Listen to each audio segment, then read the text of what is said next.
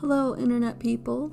Today I wanted to look at a game that I often forget I own, Clocktower 3. I won't be going over the game much, but mainly just the case/packaging, the physical game itself. The reason I say I often forget about this is because, well, I didn't think too highly of this game last time I tried to play it, to be honest.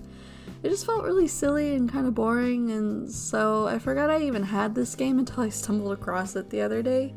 But to be fair, I didn't get very far, so I probably do owe this game another shot, and it wouldn't be fair to completely crap on it when I've hardly gone through it, so I'll be nice and try not to judge too much.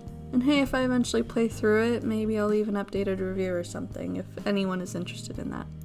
I will say that the little bit that I played for this video is actually not that bad. And I liked watching my character dance around in fear in the well-animated cutscenes. I'm trying to be positive. Anyway, here we're just gonna look at the physical game itself. Let's start with the front cover. I'm just gonna point out right away that this isn't a genuine PS2 case, and yes, it has sticker residue on it. Don't judge me, I bought it like this, and I will eventually put it in a genuine PS2 case when I can find one. This is the same cover as the Japanese version of the game, with the main protagonist, Alyssa, with her piercing blue eyes and a worried look on her face, and the big title on the bottom half of the cover. Interestingly, the spine only has plain text for the title. It doesn't have the same design as it does on the front.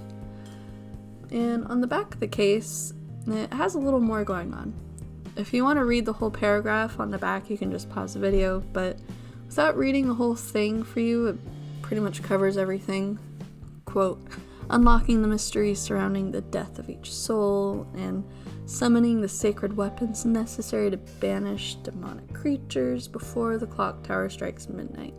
Sounds pretty straightforward to me. The only thing I feel they left out is how you spend a lot of the game being chased into a panic that makes you stumble like a,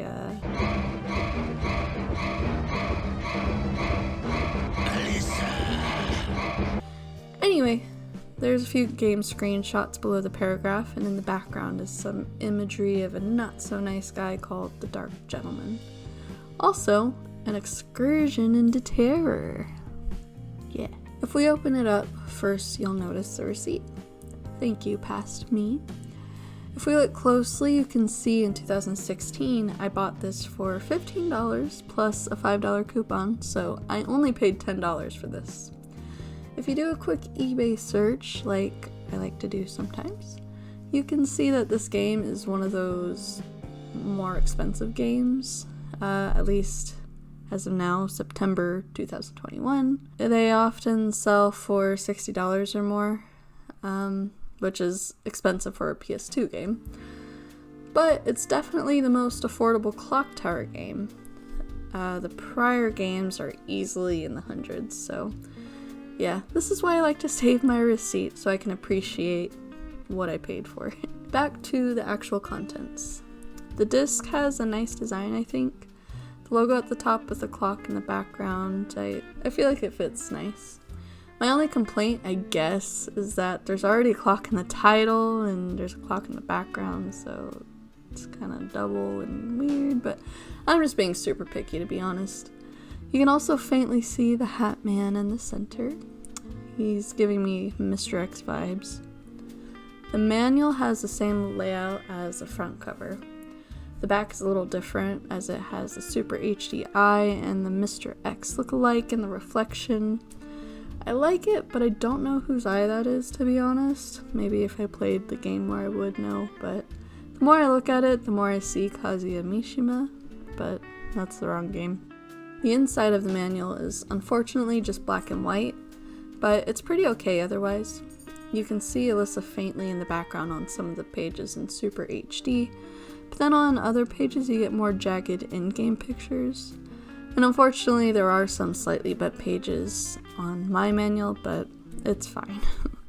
You do get good information in the manual, like item descriptions and a character section, which I always appreciate, along with tips on controls and game mechanics. Towards the back, you get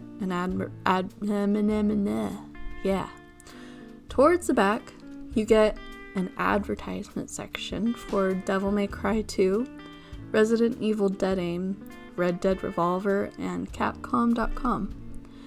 And lastly, you get a notes page. Maybe it's just me, but I can't imagine writing on a notes page in a game manual. I'm too afraid to ruin the manual, so. Anyway, I think that just about covers it. Let me know what you think in the comments, or just say hey and I'll say hey back. And yeah, I guess that's it. Bye-bye.